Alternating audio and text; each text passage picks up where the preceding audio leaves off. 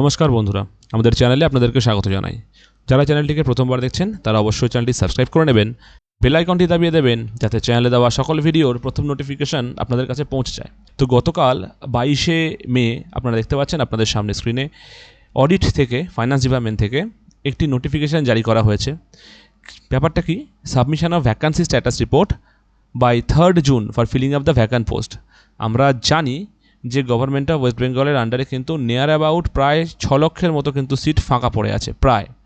তো এখানে যেটা বলা হয়েছে যে in order to strengthen administrative machinery and ensure efficient service delivery, the state of government has decided to initiate the process of filling up vacant post across various department. আমাদের West Bengal গভর্নমেন্টের different post, প্রত্যেকটা পোস্টে কিন্তু vacant সিটগুলো কিন্তু fill up করার কথা বলা হয়েছে। তো সেটা নিয়ে আমাদের অ্যাডমিনিস্ট্রেটিভ ডিপার্টমেন্ট যত আছে সবাইকে বলা হয়েছে একটা ডিটেল ভ্যাকান্সি রিপোর্ট তৈরি করতে প্রেসক্রাইবড ফরম্যাটে, এবং এই যে ডিটেলস রিপোর্ট এইটাকে কিন্তু জমা করতে বলা হয়েছে 3rd জুনের মধ্যে। নিচে ইমেল আইডিও দেওয়া আছে। তো টোটাল ডিটেলস কিন্তু জমা করতে বলা হয়েছে 3rd জুনের মধ্যে।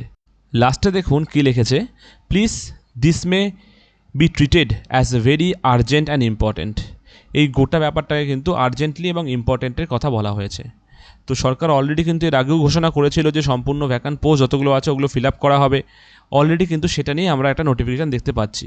তবে আমরা আশাবাদী হতে পারি যে এই যে 5 বছরের জন্য প্রত্যেকের এজ লিমিট বাড়িয়ে দেওয়া হলো, হয়তো এটা কাজে লাগবে সবার। আর এতদিন পর্যন্ত এই করাপ্টেড সরকার, তৃণমূল সরকার থাকার জন্য যে মানুষের বয়সটা নষ্ট হয়ে গেছে, মানুষের জীবনটা নষ্ট হয়ে গেছে, হয়তো তার কিছুটা হলেও ক্ষতিপূরণ হতে পারে এবার। আমরা অপেক্ষায় থাকবো নতুন ভ্যাকান্সির জন্য। দেখা যাক কোন কোন ডিপার্টমেন্টে কী কী ভ্যাকান্সি, কতগুলো ভ্যাকান্সি ছাড়ে। সময় সব বলবে। আজকের খবরটি এই পর্যন্তই। ধন্যবাদ।